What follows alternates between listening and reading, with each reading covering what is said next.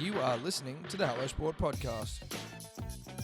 All right, welcome back to the Hello Sport Podcast, home of unqualified opinion and unwavering bias. Huge show today, biggest show in our relatively young history, I would say, Edward. Comfortably. Now, our guest today, I'll just go through some stats first, and I'll also apologise in advance that these stats are stripped straight from Wikipedia, and if incorrect, we will take it up with them straight to the lawyers. But 168 tests for this great nation, 13,378 runs, average of 51.85 with 4100s, 375 ODIs, Eddie, 13,704 runs, average of 42.03, 30 hundreds. Obviously captained the country to 2 World Cups, Ashes victories.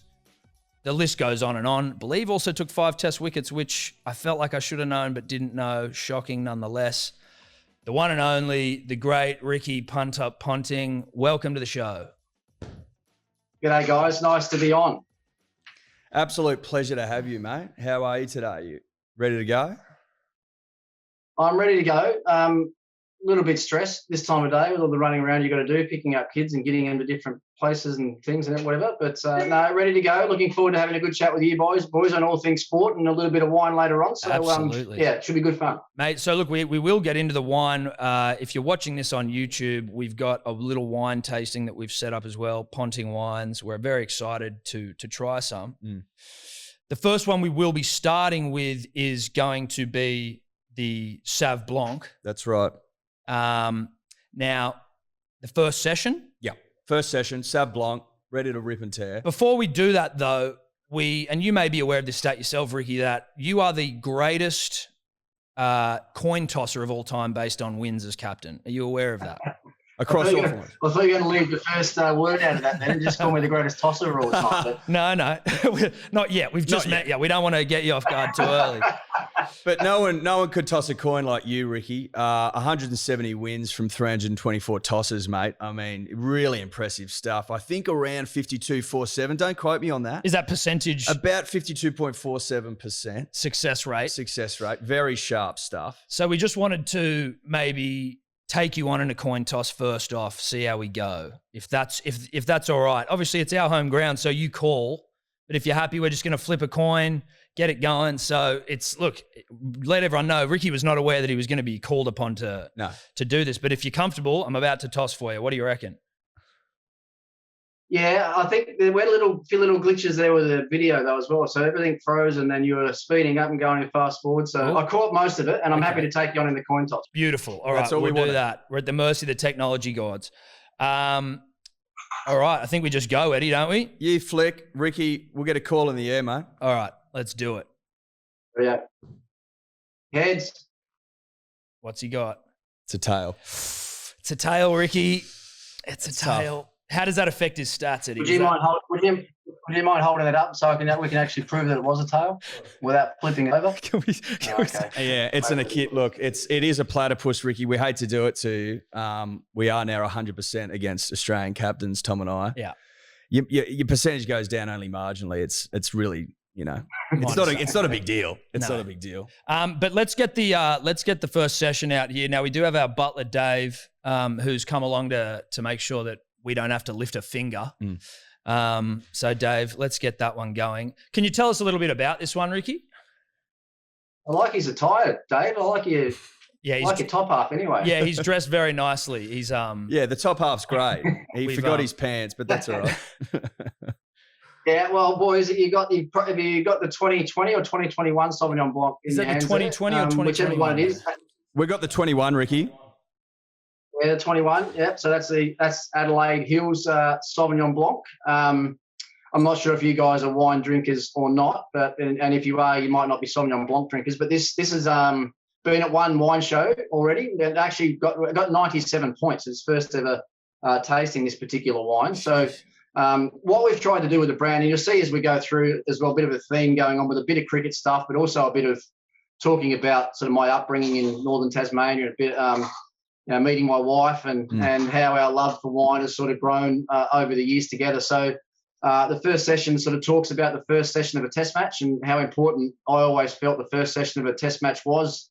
Quite often had a big bearing on the way the whole Test match actually played out. If you won the first session, you're quite invariably going and win the Test match. If you had a really poor first session of a Test match, you'd invariably go on and lose. So there was always a lot of talk and hype and build up around certainly the teams that I played in, making sure we were ready for the first session of every Test match that we played. So as sort of the Sauvignon Blanc and the introductory wine, if you like, so the first wine in the line, basically, we thought that first session name was a good one to go with. I tell you what, it's good. It's good drinking. Now, obviously, we're fair and balanced, and if it wasn't, we'd tell you. But this is divine, and we are wine drinkers. We certainly are. And Tom, as you pointed out, we can't tell lies. It's bloody good stuff, punter. It'd go lovely with a nice bit of white fish, mate. Yeah. How did you get into the wine game? Obviously, you said that you and your missus, it was a passion of yours. Was it something you were always planning on doing post career? Or is it just like once you're finished, that was when it sort of became an option? Yeah, no, we never really spoken about this venture up until about 2.5 years ago when one of our business partners now, David Krenish, that you guys would know well, just basically on a phone call one day, he said, well, mate, what do you think about the opportunity for you to start your own brand and start your own label? And I said, oh, look, just give me a few hours and I'll run it by Rihanna and see what she thinks about it. And we were both really excited about the opportunity. We never worked on our own business type things before. We've got our own charity foundation, which we've worked on together for 10 or 11 years now, but we hadn't worked on our own business together. So we thought it was a great idea. We're both passionate about wine. We both love the industry. The more we've been involved the last couple of years, we've learned, pretty much on a daily basis. And I think the important thing for everyone to understand with this is that this is our business. We're co-founders of the business. We work on the business each and every day. And it's not like we're just sticking a label on a bottle and running away and hoping that we end up owning a successful business. We're in it for the long haul. And at the end of the day, as I've said to the other business partners involved, longevity will be how I will perceive success on the brand. So hopefully one day, even my young bloke that's running around out the back now, keeping a little bit quiet, it might be a business that he might even be interested in running down the track as well. Yeah, nice. And I mean, let's be honest, the tasting of wines and quality control a clear upside for this sort of a business venture, I'd imagine. Yeah, well, that's why we've employed the people that we have. Ben Riggs, based in McLaren Vales, world renowned as for his expertise in the industry. And I said when we started it off that I'll do this if we're fully invested and we've got the right people involved. I'm not going to ever go in sort of half cocked. If I'm involved in anything, I go in flat out and want to make it as successful as I can. That's the sort of person I am. And I guess you even saw that coin toss there. I wasn't even happy to lost that coin toss. So I'm pretty competitive. So I want to make sure I've got some good wine out there in the marketplace. Yeah, I was nervous after we won that toss. I was like, yeah, look, part of me wanted you to win it. I'll be honest. I wanted you to win that toss. But again, I'm going to take a W if it's on offer. You got to take the W if it's on offer. You have to take the W. I was going to ask for the best of 3 if that's possible. I mean, we can give you another opportunity. We can pepper them out throughout. Yeah. Look, I mean, an Ashes Series 5 test. If you want to go 5 tosses, we'd be happy to do that. Well, let's give him one more now. All right, we'll give you one more while we're here. Why don't we go? Yeah, we'll go another one now. Then we'll go another one before each wine. Yeah, perfect. Before each tasting. Yeah, it'll take us to 5. Okay, here you go. I'm going heads again. Where are we? Tails again. Oh, it's tails. You're 2-0. Right, let's move on quickly. What else do you want to talk about? I don't know what that's going to do to your percentage. Holy shit. I'm now behind. I had a winning percentage coming in. I'm now behind all of Yeah, you're going down. You got to go 0-3 now. 3-0 yeah. to get the W. Well, it has been done, but I mean, it's tough. You're on the back foot. We will get to the Ashes in a moment when we get onto this next wine. But obviously your nickname, Punter. Oh, there's Punter Junior in the background there. Yeah. There is. Yeah, so your nickname, obviously, Punter. You've been into dogs. Is that your main? Is that your poison in terms of what you like to punt on the most? Is it the dogs? Yeah, it is. I've got a lot more expertise in that field than I have with the thoroughbreds. Normally, with the dogs, someone can just ask me for a tip, and I'll have enough knowledge of what's going on somewhere around the country to be able to find a reasonable tip. But with the thoroughbreds, I'm always relying on someone else's mail to pass on for a tip. So, yeah, look, I've owned and raced greyhounds for 25 years, I guess. So I'm still doing it to this day. My father raced them, my grandfather raced them. So I sort of grew up with greyhounds in the family and around the family as pets and stuff as a young bloke. So it's very much part of me, that's for sure. Where Tom and I are actually interested in getting our own dish liquor. We've talked about it for a couple of years now. What would you advise in terms of picking a good dog, a good pooch? Is there something that, the untrained eye is not going to pick up? Not really, because normally they're sold off at about the age of about 3 months old. They're only about 1.5 feet long and about a foot off the ground. So if you're trying to make a judgment on buying a pup at 3 months of age, no, it is really a bit of pot luck there. But obviously, like anything, like the horses as well, you can look back through their breeding, and obviously the better bred they are, the better chance you've got of having some success. But when you are breeding them as well, I mean, if you're looking at buying a pup, and there's just a bit of advice for you guys, you might be better off buying 3 the first time around and sort of spreading your luck out, spending a little bit more, but giving yourself a bit better chance of success. Okay. Would you ever be interested in, and obviously you can say no, in like a syndicate between obviously us and yourself? Let's do it.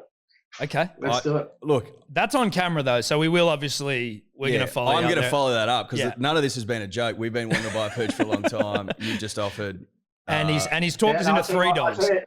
And I'm being serious. I'm being serious as well. I breed pretty much every year, every couple of years. So the next time I've got a litter on the ground, then I'll make sure we'll get you guys involved in one. Perfect. That is a lot. 100%. Do we? I'll overcharge because I've lost 2 tosses in a row. But that's all right. Look, if we beat you 5-0, we get them for free. I think that's fair. yeah, you get a free carry. yeah. But I will say this: if there's one man that can overcharge me, it's you. So, absolutely, there's no qualms there. All right, well, let's get on to the Pinnacle, Dave. If you could come over and pour a couple. Now, this is the Shiraz. Yep, it is. It is. I'm actually going to have some of this one as well. Beautiful. Love that. Eddie, let's do a palate cleanser. We've got a palate cleanser here. We don't want to be taking this seriously.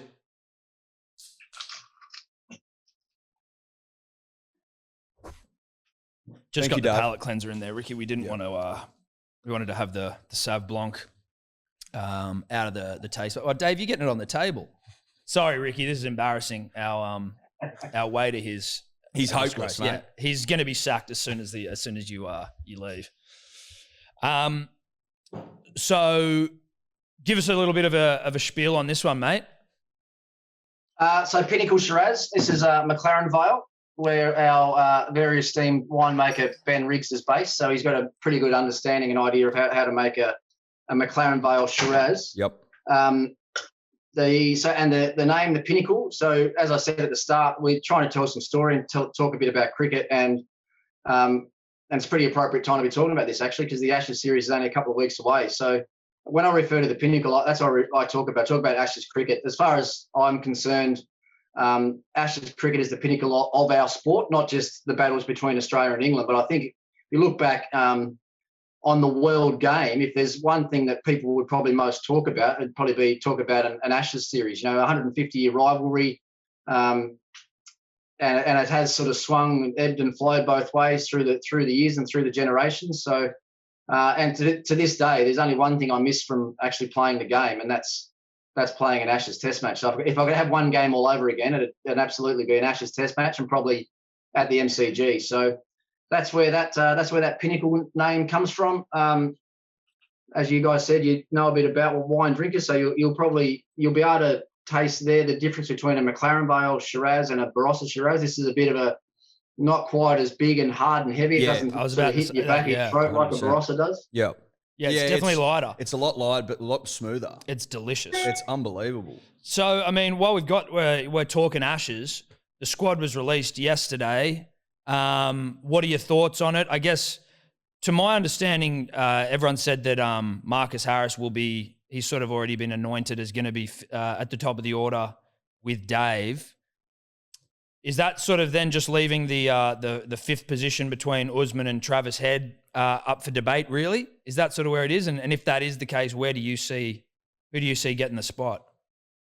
Yeah, I think it's I think even just listening to some of the commentary yesterday, I think Marcus Harris was actually told a few weeks ago that he was going to be the opener, with the unfortunate circumstances again around Will Pucovski and suffering, I think, his 11th concussion. He's missed the last couple of Sheffield Shield games for Victoria, which pretty much rules him out of selection for the first test. So Marcus Harris will open.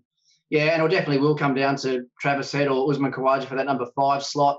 Look, my logic with that, I think it's a pretty big deal, I reckon, for the selectors to go back on someone like Khawaja, who's in his mid-30s, who's not been around the test team for the last couple of years. It would seem strange to me that they would make a call like that and then not playing in the first test. So I think, and he's been in sensational form at the start of the Sheffield Shield season. So I'm leaning towards Khawaja playing and batting at number 5. There might even be a little bit of competition for one of the fast bowling slots as well, with Jai Richardson bowling as well as he is at the moment. He's been included in the squad. Mitchell Stark's certainly his form in the last few T20 games was a little bit off. But if there's conditions that will suit someone like Mitchell Stark, it is going to be Brisbane and obviously going to be the second test in Adelaide with the pink ball where he absolutely excels. So, Payne will obviously be the captain. Nathan Lyon will be the off spinner. Warner will open with Harris, Labuschagne 3, Smith 4. And as I said, I'm pretty sure Khawaja will get that 5 slot. Yeah, nice. Yeah, that makes sense to us. Yeah. When on Pucovski, do you have anything much to do with him? And with someone in his position, obviously a young kid, he's played Test cricket, but he's had these head knocks. Do you have a word to him and try and give him some words of advice? Is it a technique issue that he keeps getting hit in the head? Is it that you've got a helmet so you're a little less concerned about it? Is he just sort of an outlier in this situation? Look, to be honest, I think he's a bit of an outlier. I think a lot of guys get hit in the head, but because he's had so many bad concussions earlier in his career, pretty much every time he gets a little hit on the head now, it's a pretty serious concussion that he suffers. So, but saying that, I mean, the fact that he's had 11 concussions is there's got to be something technically wrong there somewhere as well.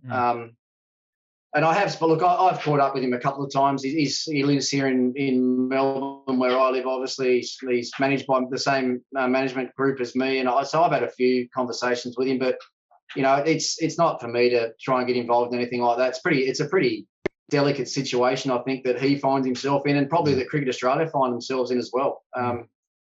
So I was only saying this yesterday to a few people. I go to bed every night just crossing my fingers and hoping that I wake up the next day and then he's okay and he's going to be back playing for Victoria again and he gets a chance to play for Australia again, because that one test he did play at the SCG, he absolutely looked at home. He's been talked about as being significantly better than any of the other young players we've got coming through in Australia, and we don't want to miss out on that talent getting an opportunity to play. But first and foremost, we've got to look after his health and hope that he's healthy enough to get back playing for Victoria again. Yeah. Well, fingers crossed for the Balkan Bulldog. But, Ricky, I just want to get your opinion on something. So if I run an eye over the current test setup, it seems to me that there's a lot of sort of waxed chests and a lot of lacking body hair. I mean, we've got a proud history as a nation of having the big mo, the big chest hair, the hairy arms. Like, you've got the thickest, hairiest forearms in arguably world sport. And I just wonder if we're missing a bit of a trick there with these young pups that have got, no hair on their body. Are you conflicted seeing some of the next generation of smooth-bodied sort of, watch endorsements, blue-eyed sort of cricketers? Are you like, what the fuck's going on here? Where's the arm? Have we lost our way? Yeah, well, let's not forget, we've still got Glenn Maxwell and those sort of guys around the team as well. I mean, and he is, you guys talk about my hairy forearms. He's got mine covered quite easily. So, and the reason I wore this long sleeve jumper today was so mine weren't sort of standing out on camera. So, please, mate, we'll get 100,000 more views if those forearms are out, Ricky. Yeah. I played with a few of those boys that you're talking about that couldn't walk through the change rooms, toilets in the change rooms without having a look at themselves in the mirror. Couple of blonde guys that sort of spring to mind. Brett Lee didn't mind having a bit of a look at himself, and Shane Watson wasn't far behind him. They generally shared the hand basin together before we took the day's play, sort of slicking the hair back and putting a bit of gel in. So, look, I played with a few of those boys, but there's no doubt that there's no David Burns and Merv Hughes in this current squad of players. That's for sure. No, there's not. And that's what worries me. That's the only concern we have. Otherwise, I think we're good to go. I think we're looking at 5-0. It's the body hair, and I don't know where I sit. They've got Gillette sponsorships and shit. It's like, I don't know. Let's let it grow out. Men used to be men, Tom. Yeah. Men used to be men, and it seems like bring that's back passed. bring back the mo. Yeah, bring exactly. back the mo. I get the That's Mitchell it. Johnson mustache back again. That's it. Ricky, in all honesty, though, how do you think our fortunes are looking for this upcoming Ashes series? Tom and I are pretty bullish on 5-0. How do you see it? I actually heard Glenn McGrath say the other day he thought it was going to be 7-0. He's always the one that comes out with these outrageous predictions. But look, I think Australia will win. I've just got a feeling it might be a little bit closer than what everyone is suggesting. England have definitely got a few, big holes in their team. Can they take 20 wickets a Test match with Anderson and Broad, at the back end of their careers? Are their spinners going to be good enough to have an impact on in Sydney and Melbourne the last couple of days? Is their top order batting technically wise? Are they going to be good enough? But I think we asked all these questions last summer as well, didn't we, of the Indian team, especially after Kohli left and they got bowled out for 36 in Adelaide. It was like, oh, here we go, Australia are going to win this 5-0, and we all know what happened there. So I don't think it's going to be maybe quite as easy as everyone has sort of suggested. And you know what, to be honest, I'm like, I would love to see Australia win 5-0, but if because I'm with my ex-players and ex-captains hat on, but as a commentator now and someone that just loves watching an Ashes contest, I hope it is a lot closer. I hope it's a real, fair dinkum hardcore Ashes battle, because that's what I'd love to see. Yeah. We haven't had that in Australia for a while. Well, we're just used to 5-0 whitewashes, Eddie. 5-0, 4-0, 5-0. Yeah. Exactly. Back on just to the selection side of things, off the back of the T20 World Cup win, there was a bit of a yarn. Like, again, it was only for like a couple of days because the test squad was announced so quickly, but there was a lot of sort of heat on Mitch Marsh after the way he performed. He's picked an Australia A side. Do you think he's any chance, or is Cam Green sort of got that all-rounder spot locked up? Very good question, actually, because I actually thought they could have played both of them together. I thought they could have played Marsh and Cam Green in the same team, just on the back of Marsh's batting form at the moment. Don't worry about his bowling. They've got Green there to do the all-rounders bowling side of things. But everything I heard coming out of the UAE was how Mitch has been, he's in career best form. I know he's only been playing short form cricket for the last few months, and even his prep. I listened to an interview before he went over to the World Cup, and he basically said then all that he's been doing is concentrating on hitting sixes in any game that he's played, in any training session. He's just been turning up and trying to hit bombs every day. And in fact, actually pulled himself out of a Sheffield Shield game just before they left to go to the World Cup, because he didn't want to get his preparation sort of confused a little bit. But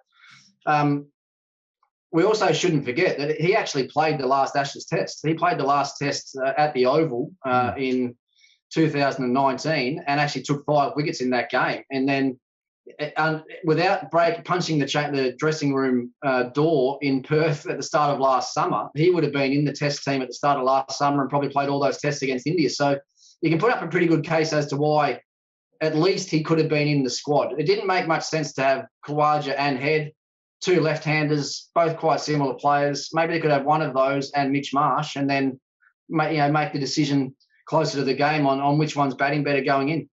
So it sounds like, would you, if you were making that call, you would have had Mitch, do you reckon, for this first test? Would you have had him at 5? I would have had him in the squad, 100%. And at least if they had him in the squad, they could have. I know, as I said, he's been working only on his T20 cricket, but that's professional cricket now. You've got to switch from one format to the other really quickly anyway. And I think he's talented enough. The fact that he's pretty much just won Australia a World Cup, he's not ever going to get more confident than he is right now. And I think he's got the talent to be able to switch over from one format to the other. So I would have had him in the squad just to see what he can do in the nets against those boys with the red ball. Yeah, that makes sense to me. I'd take that. Mate, he won the World Cup. Yeah. It's pretty good form line. I like Mitch. We're Mitch fans here. Swamp Junior. Well, that's the other part of this as well, boys, is that everyone in the team loves him. So to have someone like that around, like he's an infection, he's got a great attitude, big, happy sort of character around the team. And I think that's why you saw everyone rush onto the field at the end of that T20 World Cup, because everyone was just so thrilled that it was Mitch that was doing it. He's been maligned over his career, and to come back the way that he did and win a World Cup. And you can see his mates run out and pick him up and carry him around. They were all pretty happy for him. And you saw that in the Amazon series, The Test as well, where I think at one point in one of the scenes, he sort of said, look, I'm going to be going for a walk every day to get a coffee. You can come with me if you want. If you don't want to, all good. But like, if you need to sort of just get away, I'm there. And I was like, when I saw that, I was like, oh, he just seems like an absolute legend of a bloke. Is that why he's a ripper? Because he's been talked about before for like potential Australian captain. Was he a vice captain once? Sorry, I mean, this is it's not part of the interview. I think he was. He was vice captain. He was, and that was actually voted by the team. I know that Justin and the hierarchy around the team at the time, it was straight after South Africa, straight after the Sandpaper Gate thing when Tim Payne got obviously voted as captain. I think it was Mitch Marsh and Travis Head, maybe. It might have been, I think, that got voted in as dual vice captains at that particular time. Now, neither of them are in the team. So, that's unfortunate. Yeah, maybe there's something that comes with being the vice captain of Australia. Who's the next skipper? Oh, I think it's Pat. I think Pat's going to do it. I think there'll be probably some chat around whether it should be Smith going back into that role for the last few years of his career. That'll probably come down to whether, one, if Stephen wants to actually go back and do that again, or if he just wants to finish his career as a player. It might also be what Cricket Australia think is right and what the public actually believe is the right thing to do. Whether the public would actually allow him to come back and captain Australia again is another conversation. So, but I think right now, Pat, he's a terrific guy. Obviously, on top of his game, presents himself really well, really well respected by the public and by all the players, most importantly. And I think he'd do a good job if he actually does take it on. There's a lot of chat around whether or not a fast bowler could captain the side. Do you reckon that's all bullshit? Like, at the end of the day, does it matter? It's never really. We haven't been too many teams where it's worked, and probably through the years, or through the ages, there probably haven't been too many fast bowlers that have been captains of their countries. But I think with the right vice captain around him, then there's absolutely no reason why it couldn't work. I think where it gets a bit confusing, I reckon, with the fast bowlers is, and there's a couple of occasions last summer where Pat bowled 6, 8, 10 over spells because the captain was making him, and it was the right thing for the team at the time. But if he's the captain and he's getting a bit tired and a bit weary, he's probably looking around at someone else. I'm not saying that he's trying to shirk the issue or whatever, but he's probably looking around thinking, oh, there might be someone else that's better to do this than me right now because the way that I'm feeling, when deep down the team just need him to keep pushing on. So that's why I think if he is the captain, it just needs the right vice captain there underneath him to help him through as well.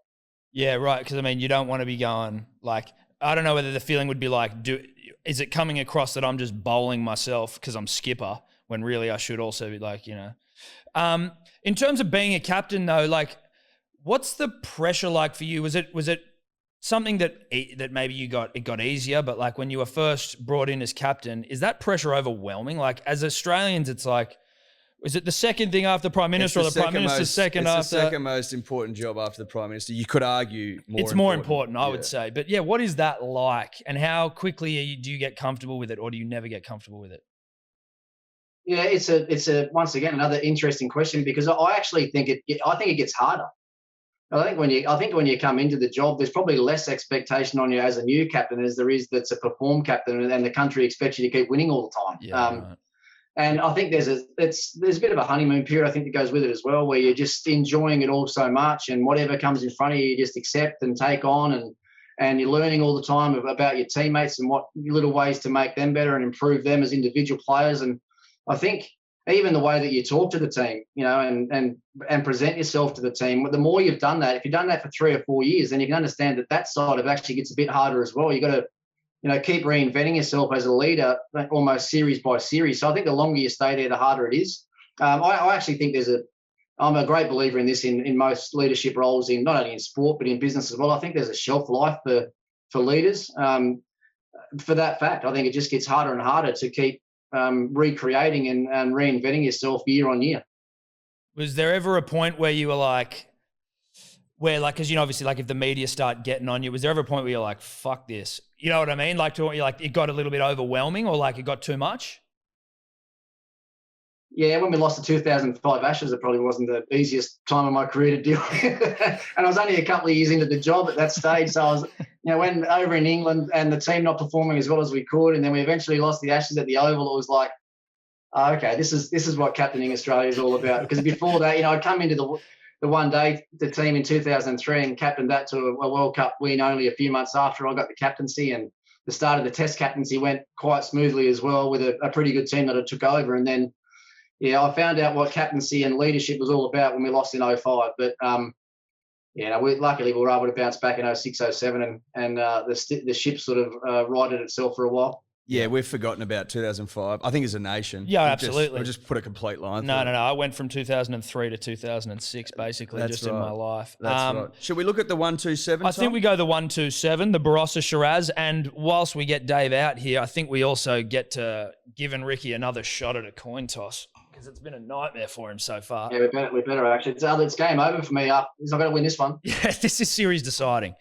Sorry to do it to you. It is. All right. Well, as Dave's getting it ready, we'll get you to call it in the air, Ricky. Ooh. Heads. Yeah, it's a head. It's a heads. He's back. He's back. There we go. 2-1. All right. Right, I'll start giving some proper answers now. I've been a bit flat the last half an hour. So the 127 Barossa Shiraz. What can the punters and the dribblers, that's our audience is the punters and the dribblers. That's the collective for them. What can they expect, mate? Well, they might not notice much difference between the Pinnacle Shiraz, McLaren Vale, and this particular one. But for the not so educated, I guess, Barossa Shiraz is normally, what would you say, a lot more intrusive. It's a lot bigger. Normally, you'll taste it and it'll feel really smooth at the start. Then it'll hit you right at the back of the throat with a bit of an aftertaste at the end. They're generally bigger, heavier Shirazes. This one we've tried to put with Ben and my sort of input into this wine. We've tried to sort of create a more modern, if you like, modern take, or a more elegant sort of take on a Barossa Shiraz. So this one isn't anywhere near as big as some of the others that you'll taste from that region. It is a lot smoother and, as I said, more elegant. As far as I'm concerned, and I know the price point on this wine is a little bit different than the Pinnacle, but this is actually my favourite wine in the entire range. It's really, really good. It's lovely. Now, the name of it, going back to the storytelling stuff again, this is part of what we're going to call the milestone range. So this will sit above the Pinnacle and the first session price-wise, so it'll be another tier up. And this one, the 127, actually talks about my first Test 100, and it was an Ashes 100 at Headingley in 1997. So 127, shared a 300-and-something run partnership with Matthew Elliott, and it ended up being a winning Test match. So, this is the first wine in that milestone range, and we'll add another couple of milestones in the next vintage next year. What's the first Test 100 like? Like when you take the helmet off, when you raise the bat. Did you have the goatee at that stage as well, which I think you should bring back personally? Did you have the goatee when you got your first Test 100, or was that when you almost got the ton and you got out on like 98? Sorry to bring that up. Yeah, you know what? I reckon I might have had the goatee in 97. I definitely did on debut. When I made 96 in Perth, I definitely had the goatee then. I'm pretty sure I did in 97, because I remember at the start of the tour, I had the goatee. And I said to Matty Elliott, if you get 100 at all in the series, I'll keep it on. He got 100 in the first Test or something, the first or second Test at Lords. And so there I was, stuck with it, remaining of the Ashes series. So I actually wasn't in the team at the start of that tour. I missed the first couple of games and then came in for that Test match at Headingley, actually, to replace Michael Bevan. So I had to, if I hadn't have had that bet with Matthew Elliott, I would have gone in as a fresh-faced, cleanly shaven young lad from Tasmania. But no, I went in with the Mowbray Eagles goatee look for my first Test match back into the team. You could also make the argument, and I'll make it, that you might have been picked on the goatee. Goatee alone. Like Bevan's out, who we got, punter's there, got the mo. He's got the goatee there. He got the goatee, Let's get him in. Let's get him in. Let's give him a crack. I think that makes sense. I know, you would have picked me. What you had to say earlier on, I would have been first picked in your team if that's the case. You'd be first picked in every team. 100%. I imagine a great deal of relief when you get your first Test ton. as well as like satisfaction? But is it something that's like you got so close in Perth? You assume you're going to get it at some point, but it must be quite a relief when you finally do. Also in England, in an Ashes. Yeah, I mean, I had been close a few times before.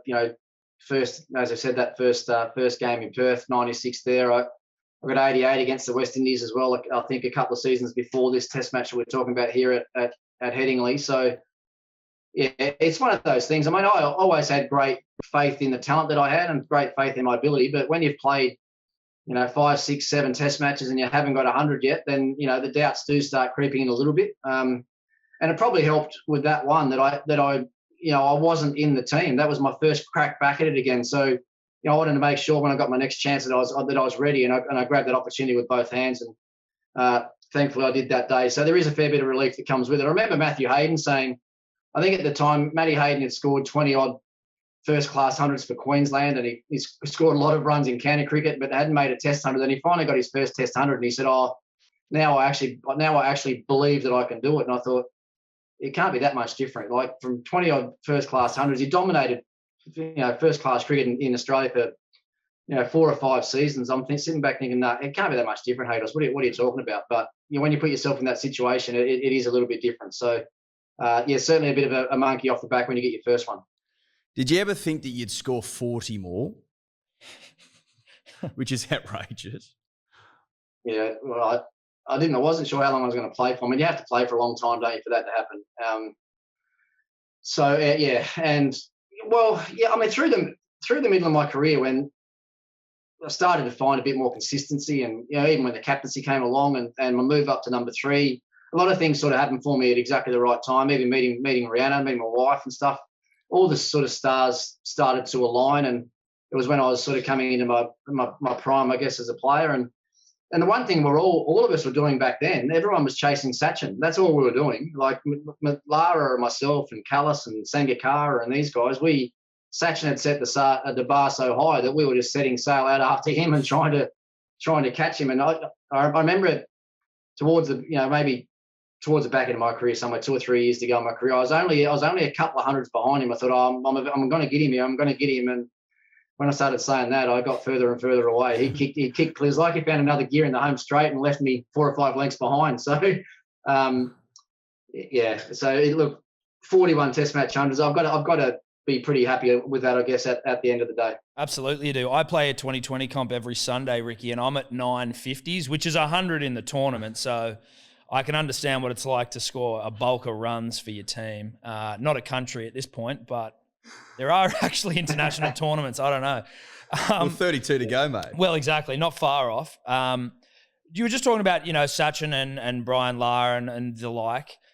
Obviously now with players playing, every 2020 tournament around the world, there's a lot more sort of opportunity for them to get to know each other and all that sort of stuff. Did you have relationships with these players back then outside of, when you'd come up against them in a Test series? Hurry up and find your mum so we can go there.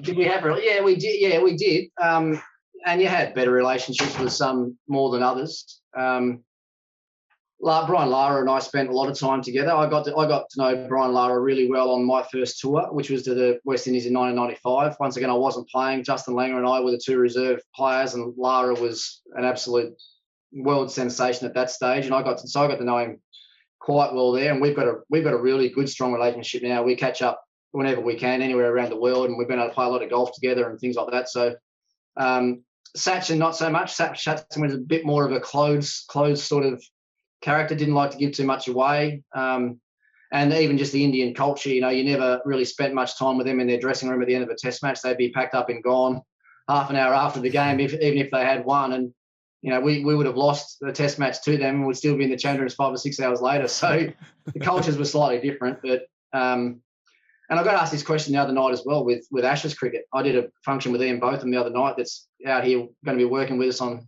Channel 7 commentary. And he was talking about the good old days where they sit in the change rooms together after each day's play of a Test match and have half a dozen beers together every day. And I'm thinking, hang on, in my day, I didn't want to talk to one of those English players until the end of the 5th Test match. And if we had 1 or 2 beers together then, that was probably enough for me. So, Yeah, Far out. things have changed a bit, but IPL certainly brought a lot of these players a lot closer together, more so than ever. So you're telling me that the Australians and the English should sit there and have half a dozen beers after each day's play? That's crazy. That's like in the war when they'd have Christmas, armistice, or not armistice, when they go and they kick the soccer ball at Christmas time. Yeah, exactly. Mid-test, good Lord. Unbelievable. Mate, have you got a favourite Ashes memory? Like, mine's probably Amazing Adelaide. I didn't play, but I just... You didn't... Oh, I thought you... I know. I don't know if Ricky remembers if I played or not, but I didn't, just to clear that up. Yeah. But like, late up, if you're up late at night, you might put Amazing Adelaide on and sort of... Well, yeah, we've got another question around that. Rip through it. Do you have a favourite moment? You got a favourite moment? Yeah. Oh, I mean, the one you bring up is pretty hard to go past, isn't it? I mean, that was a pretty remarkable Test match win. In fact, that whole summer probably ends up being my best Ashes memory. Just the way that we played. I mean, the roles were completely reversed. In 2005, when we went to England, we were unbeatable. England couldn't compete against us. They couldn't win. Sure enough, they pipped us and they won that series. And then in 06-07, because they'd beaten us in 05, and there was a bit of talk around our team about some of the senior boys being past it and being a bit too old, and it was time we had to move on.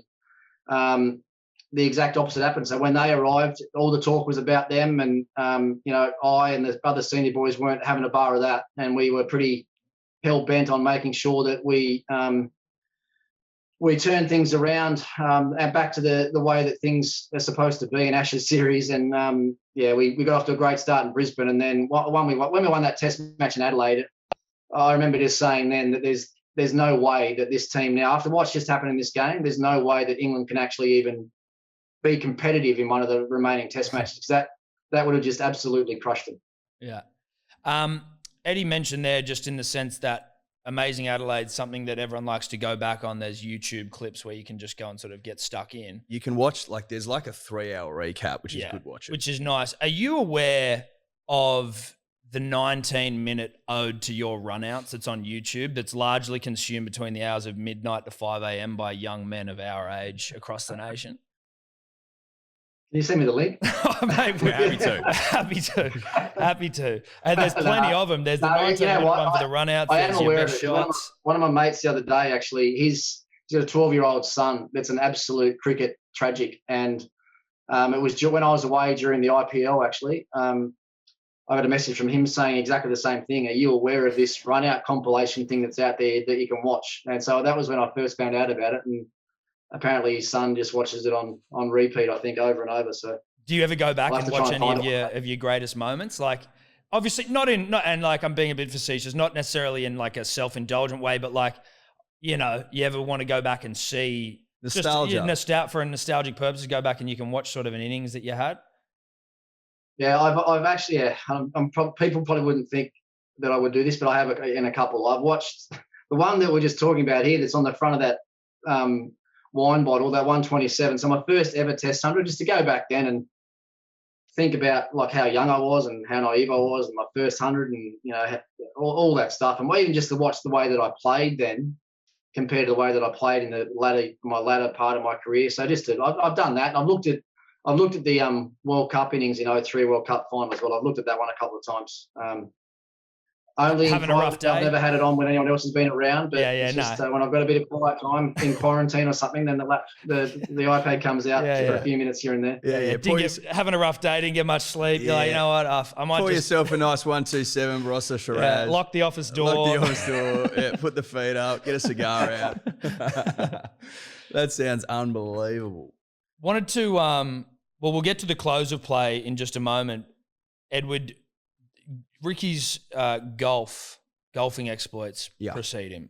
They do. Now, I remember reading this article years and years ago, but I dug it up again today. Gary Player of 9 Majors fame reckons that you picked the wrong sport and that you should have played golf instead. Is that true? Are those words correct? Yeah, he did say that to me there and then, but he'd only seen me hit 2 tee shots. That's all he'd seen. So, I played in a golf day that for the Laureus World Sports Awards. Actually, we're over in I think where we were, Portugal or somewhere. He was standing on one, so we were playing the golf day. He was standing on one tee. I got to the tee and it was a driver hole. So he sort of stood behind us all, and I teed it up and let one rip and got it pretty good. And he looked at me, he said, "Son," I said, "No." He said, "Someone throw me another ball. Son, I want to see you do that again." So someone threw me another ball, and I teed it up and went back and went bang and hit the exact same shot again. And he stopped me there, and then he said, "You've most definitely chosen the wrong sport." So, but he's probably said that to a million people in his lifetime. I'm pretty sure I'm not the only one he said that to. He's probably anyone that's hit a good golf shot in front of him. He's probably said that about them.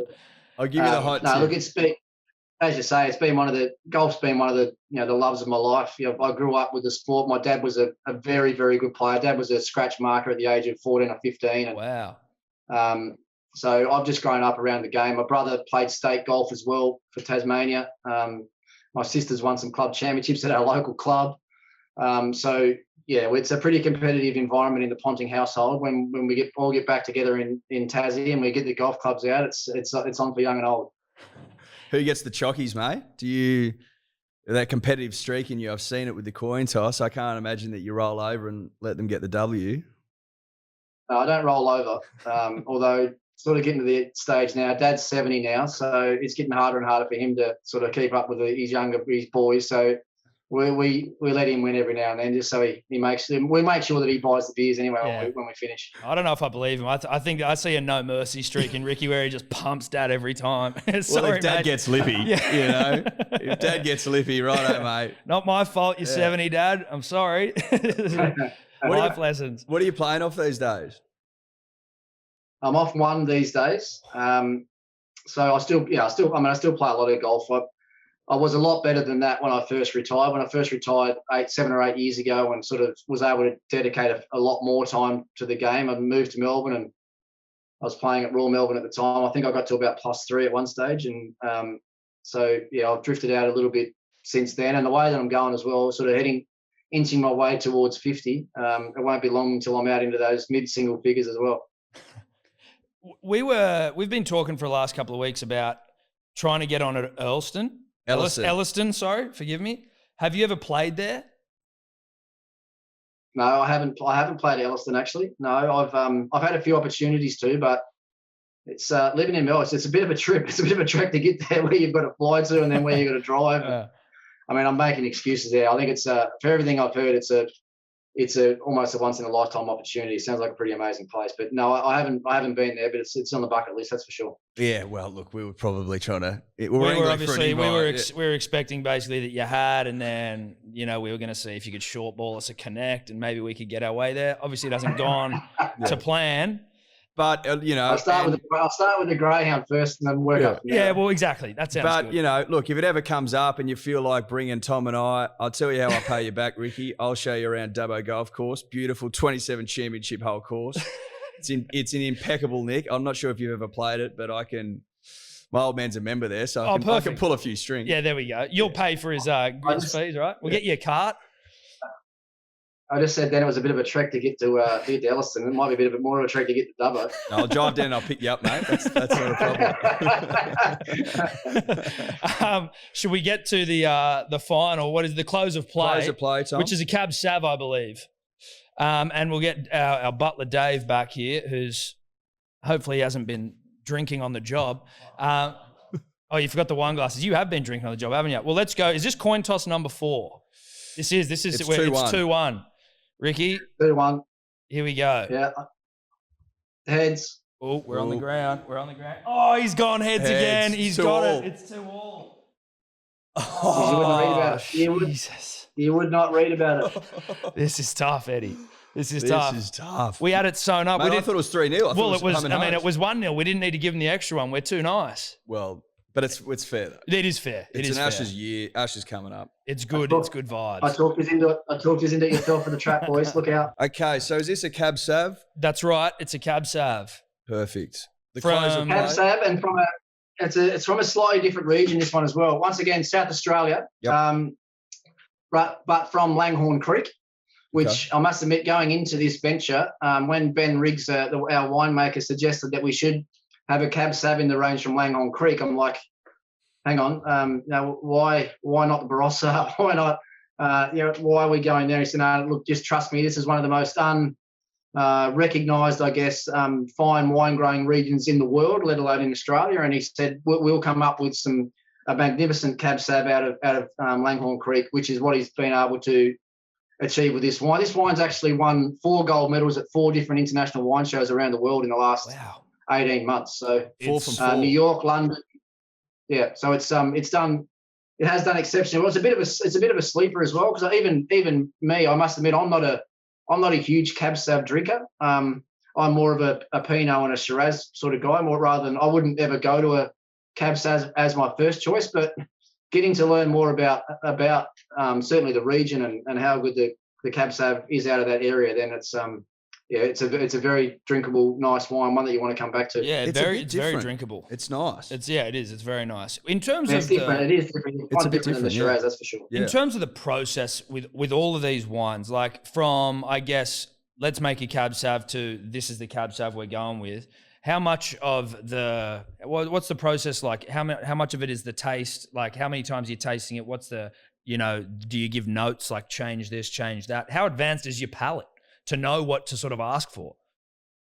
Yeah, so that's actually been a really enjoyable part of this whole process. Like, as I said, with the story that we're trying to tell through the brand, there's 2 Tasmanian wines in the brand. So we've got a Pinot Noir and a Chardonnay, which are both out of northern Tasmania, actually only 10 minutes from where I grew up. And that we went to that region because I wanted to have that heritage and where I grew up and a bit of a background and talk about my early days in Tassie. So, and with those particular wines there, because Ben is based in South Australia, he's not a real expert on wines from northern Tasmania, and Rihanna and I wanted to make sure that we had what we wanted most out of those wines from Tassie. We left the South Australian stuff up to Ben because I wasn't going to get involved with someone that's been making wine for 40 odd years in McLaren Vale. So we just had to fully trust him there. But we got heavily involved in the tasting and the blending of the Tasmanian wines, which was just so much fun. And we learned so much through the whole exercise that,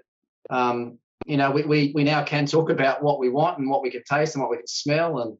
And the blending part of it was awesome. So the product that we started with in Tassie, compared to what it finished with, once we'd actually done that and had the input and done the blending, was chalk and cheese. And I know Rihanna, especially with the Chardonnay, when we first got the Chardonnay, it wasn't anywhere near what the style of sort of Chardonnay that she likes. She likes a big, heavy, oaky sort of Chardonnay, and that certainly wasn't what we had early doors, but we did some blending and then we changed it a little bit, and then we left it in the bottle for 6 months, and it changed incredibly. So that side of it, learning about it all was a lot of fun. Unbelievable. This is very, very, very good stuff. Yeah. I'm very impressed with it. Have you got any plans to sort of bring some more sort of varieties in to do? You mentioned before that you're going to have sort of a legacy or milestone sort of brand that sits above top that. Like, are you going to ever go like really premium stuff in the future? Or what are your plans for Ponting wines?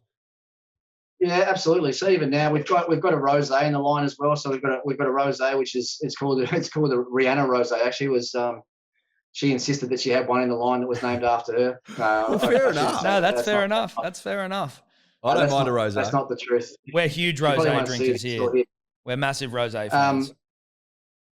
Are you? Well, I'll make sure if you like your rosé, I'll make sure that we get some sent to you, because you'll be more than pleased with that as well. That's come up exceptionally well. We have the actual icon of the range is $125 bottle of Cabernet Shiraz blend. It's called the 366. It comes in a big baggy green coloured gift box with there's a magnificent big bottle with a wax cap. A big 366 logo, which is actually printed on a piece of material that's stuck on the front of the bottle, fully embossed in gold lettering. And the 366 obviously is reflective of my test match cap number. So when I made my test debut, I was test player number 366. And when we thought about an iconic wine in the brand, if I thought about something that was sort of stood out most to me, it would be receiving my baggy green cap. And obviously the number that came with that was 366. So yeah, that's the icon of the range. I don't think we'll go much bigger than that price point wise, and we've sort of sold those in gift boxes and gift packs of 3 and that as well, which have been pretty well received. But we'll concentrate on the, we see ourselves, not see ourselves. I insisted actually that we present ourselves as a premium brand. I didn't want to just be another wine brand in the system. I wanted to stand out from everybody else, and we've tried to do that through the labeling and the storytelling. And certainly we know that the quality of the product that we're putting out there is we're probably over delivering, if you like, on the price point that we're at, which people are telling us as well. So it's been an awesome venture so far. We're really proud of where we've come in a short period of time, and we've got some big dreams and visions of where we're going to go. I mean, we're even in discussions now about buying our own vineyard and opening our own cellar door. And we've got some big dreams about breaking into the UK market, and even into the Indian markets in the next couple of years. If we do that, then we can be very proud of what we've done. Yeah, definitely. And look, obviously you say the 366 going to be the best.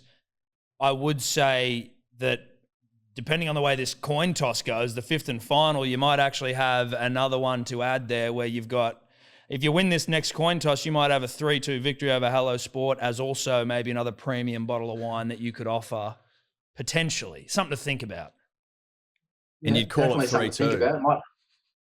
We're coming up. We're actually got to come up with some new names in the next few weeks, actually. So depending if I lose this 3-2, it won't be called 3-2. If I win this 3-2, then we'll think about it. We might do it. Yeah. Look, a couple of things just before we let you go, if that's all right. North Melbourne fan, I saw you put in your Instagram bio. I mean, obviously, good on you to be so public about that. It's been a tough time, I imagine. How's that go? And if Tasmania were to ever get, firstly, how you deal with being a North Melbourne fan, I'm interested to know. We're rugby league fans predominantly, but also if Tasmania were to get an AFL team, how do you go there? What do you do? Yeah, I was very public about my love of the Kangaroos in the mid-90s when we won those couple of flags. Yeah. It's sort of quietened down a bit the last 20-odd years. No, look, to be honest, it's funny, and I'm sure it's the same with you guys and your families growing up in Sydney and the clubs and the teams you end up following. Like my uncle played at my club, played state cricket for Tassie, and ended up playing cricket for Australia. So, and you can imagine as a young bloke, I just wanted to do everything that he was doing. And he barracked for the Kangaroos. My mum barracked for the Kangaroos. So I barracked for the Kangaroos. And yeah, I mean, the last couple of years haven't been a lot of fun. I think there is some upside coming, I reckon, in the next few years for there's got to be for the boys from Arden Street. Yeah, we can't go any worse than last year. There's got to be a little bit of upside there. No, but I mean, which I talked about golf being a passion earlier. Like I played a lot of junior footy, and to be totally honest, I still love playing footy more than love playing cricket. It's definitely, in my opinion, more of the ultimate sort of team game than cricket probably is. So yeah, I get to any game that I possibly can. There's stories about when I was touring India in the mid and the late 90s when you couldn't watch the games over there. I actually had a contact back here in Melbourne that had the rights to all the DVDs back then, and I was getting all the DVDs of the North games express posted over to my hotels in India, and I bought a DVD player from off the street, and I'd sit back middle of the week without looking at any computers or finding out any scores, so I could watch the game, what was seemingly live, albeit about a week and a half later. So that's how passionate I was about and still am about the Kangaroos. So it's I love the club, and I've always tried to do whatever I can to help out where possible. I think fair to say that if a Tassie team came in, he doesn't care. He's not. Couldn't care less. Getting shipped DVDs over during the week. No one's tuning in for that. He's not going to a Tassie team. No, that's incredible passion. It's a tough one. I think it'll eventually happen in Tassie. I think in 4 or 5 years, I think there's a really good chance that Tassie will have their own standalone team. I don't think it'll be a relocated team either. I think it'll be Tassie's own, and then I will have a pretty tough decision to make. But the Tassie team might just happen to be my second team, I reckon. Second favourite. I heard a rumour, Ricky, that you're a Manly Seagulls supporter in the rugby league. Is that true? No, couldn't be further from the truth. I lived south when I lived in Sydney, so I lived in when I first met Rihanna, I lived in Wollongong, so I was a Dragons fan there for a couple of years, and then we moved up into the Shire, and I was starved of AFL footy, and I was ended up finding myself going with a few of my mates from Cronulla going to watch the Sharks play every second week, Sharks Park. So you've changed teams as well. Yeah, well, you know what it's like. You live in Cronulla and you don't support Cronulla. Northies is a tough place to survive on a Sunday night if you don't support the Sharks. No, that's fair. That's fair. It's a great point. I'm going to stand by the fact we heard you're an ardent Manly Seagulls supporter, as are we, and we'll be going out to press with the fact that Ricky really bullish on Manly next year, going to win the comp. Ricky thinks that Manly will win the 2022 premiership. Yeah, the captain of the Seagulls, Daly Cherry Evans, actually, funnily enough, a humongous Ricky Ponting fan. So you know, he's the biggest Ricky Ponting fan of all time. So if you feel like coming over to the dark side, you'd be more than welcome. Well, I have met a few of the boys, actually. I met Turbo Tommy a couple of years ago in the middle of the SCG, actually. Our team, the Australian team manager, a guy called Gavin Dovey, is the most passionate Manly Seagulls fan that you could ever imagine. I mean, when we were away on tours, I mean, when the Seagulls were playing or even when the Origin was on, I mean, you could hear him on the other side of the hotel. He's literally screaming through the windows open so everyone knew what was going on. He has, when the Origin's on and he's away on tour, he actually does this, has zooms back to all of his mates and they're all watching the game together and you can hear him from down the corridor. So, got to meet a couple of the boys in the middle of the SCG on his behalf. Tommy Turbo is one of the, he's an all-time great and he's only about 25. He's on a serious trajectory, much like yourself when you were a young man. We sent down a gift for you before in the lead up to this, which unfortunately, and we blame Australia Post, of which we've had some issues with, I'm sure everyone has over the pandemic. You've obviously got a baggy green of your own to represent Australia, extremely prestigious. Would argue that the gift we sent you probably just a slightly less prestigious, but not far off, maybe equal. Could be equal. It could be equal. We've also got our own Hello Sport baggy greens, which you may be able to see in the bottom of the shot there. So we would like to officially welcome you into the Hello Sport 11, Ricky. I know you might want to take a moment to say something to the audience. If you look over my shoulder here, so I'm pointing, here's that little cabinet there, a little glass cabinet on the top of that bench. Yep. Yeah. Yeah, perfect. Oh, he's put it in. Has he put it in there? Yeah. Well, I'd say he's put it. I don't know if he's put that one in. That's what I'm asking. Is that the Hello Sport baggy green or is that? Okay. Oh, wow. I put one in there, but it's not the Hello Sport one yet. I haven't got that one yet, but that's a Ridgy Didge. It's not the one I wore, because you guys remember the one I wore was basically in tatters when I finished. That's my wife actually put a little gift together for me when retirement gift, and it had a brand new baggy green on one end, and at the other end of the box it had mine, and it was like a storyline of a timeline of when I started until when I finished with my, and it was actually pretty reflective of me as well. Young and shiny and brushy tail at the start. And when I finished, I was worn out and had bits and pieces hanging off me everywhere. So, what a great gift! That's awesome. Good, nice gift. But I'm not sure if you saw that cabinet that we've got out here only has the one in it that I didn't wear. The one that I wore is well and truly tucked away in a safe somewhere else in the house. I can imagine. Yeah, you don't want that one just lying around. But listen, so it actually stinks too much. I can't leave it out in the fresh air. It smells too much. I've got to lock it away. Well, when ours arrives, obviously you're now a part of the Hello Sport 11. It's a pleasure to have you in there. There's a lot of heavy hitters in there. Peter V'landys, obviously, in the 11 as well. But it'd look great. I haven't tasted the pasta. I just turned the stove off. Is that okay?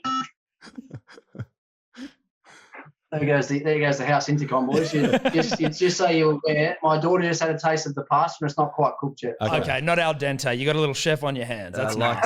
I like that.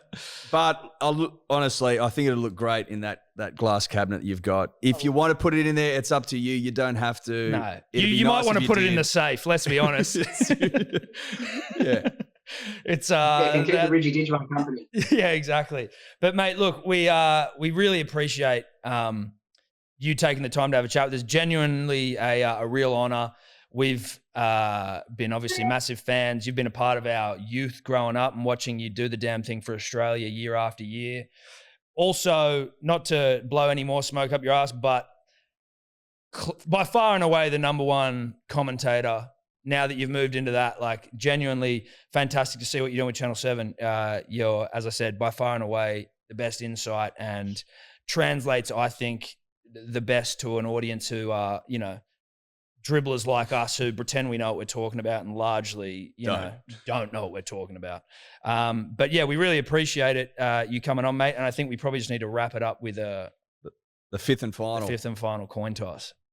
So I've got my camera here set on, so the cursor is on leave meeting, right? Depending on which way this toss goes. If I hear that I don't win, I'm out straight away. Perfect. All right. Let's do this. Comes down to this. It comes down to this final toss. There's a lot on this. There's a lot on the line here. All right, let's go here, Eddie. All right. Where's the waiter? I want to have a third judge in here, just in case. Dave, get over it. We need you as the third judge. You're going to be the eyes. Yeah. You call it. Yeah, you call it. And maybe you toss it. Do we get Dave to toss it? Let's go. Toss it onto the ground. Impartial third party. Ricky, is Dave in there? There he is. Yeah, got him. Got you, Dave. Yeah. Let's go, Dave. Heads. Ricky's called heads. What is it? It's tails!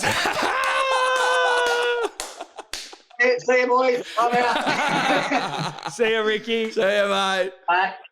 In all honesty, I lost the bet. I'll make sure you get some wine sent down. I'll get some rosé down to you, boys, if that's your choice. Oh, you're a good man. Thank you very much. Cheers. Cheers, Ricky. Good on you, boys. I enjoyed it. It was good fun. Thanks, mate. Good on you.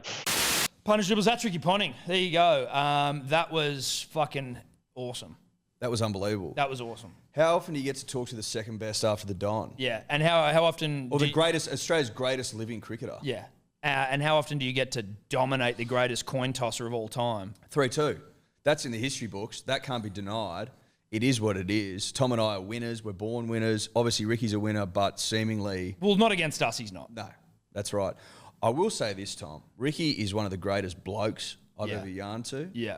His wine, and this is no bullshit, is unbelievable. Dude, it's so good. It's so good. What are the... Let me get the bottles up again just so we can regale the punter and the dribbler here.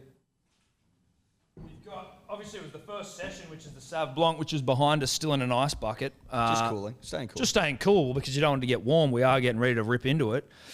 We've got the Pinnacle Shiraz, the McLaren Vale. We've got the Close of Play, which is a Cab Sav. And we've got the 127, which is a Barossa Shiraz. He's obviously got a shitload more as well, but these are the ones we were trying. Now, if you... what's the website you go to, Eddie? Do we have that?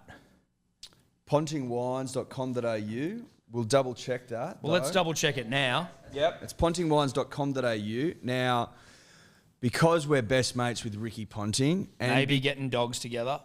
Not maybe. No, we are. We are 100% getting dogs together. Ricky's also agreed that I drive down to Melbourne, pick him up, and we're going to play a couple of rounds at Dubbo Golf Course. Before we go to Elliston. So, I mean, we're best buds.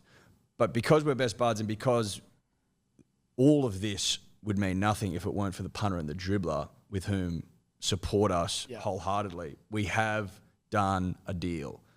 If you go to pontingwines.com.au and use the code dribblers, lowercase, dribblers, you will get 20% off your order. I mean, he's given you 41 test tons. Yep. He's given you multiple World Cup wins. Correct. He's given you 19 minutes of run-out highlights on YouTube. He's given you over an hour of his time just now. Over an hour of his time now.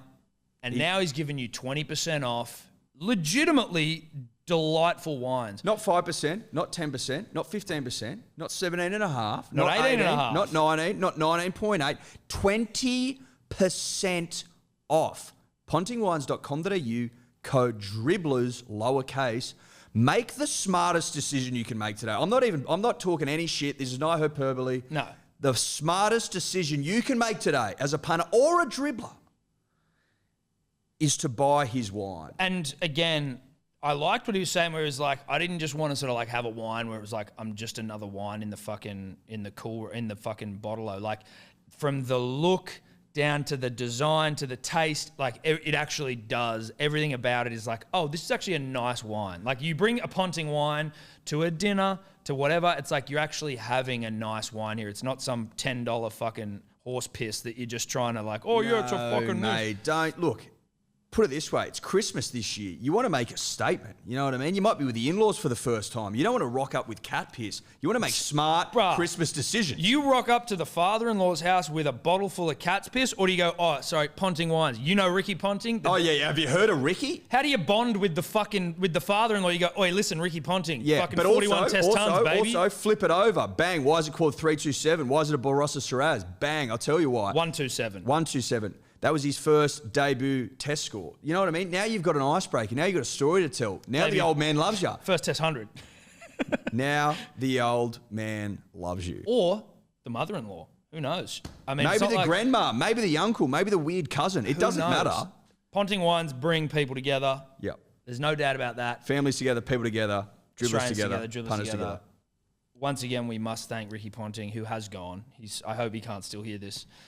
But I want him to know how much we appreciate Ricky. Ricky went the big lift. Yep.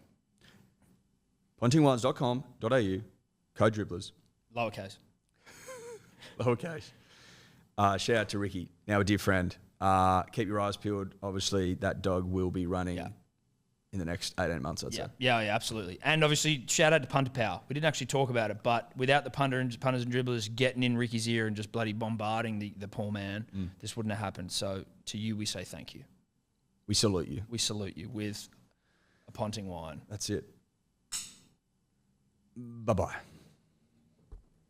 Wow, that's good shit. Could you two just not talk anymore?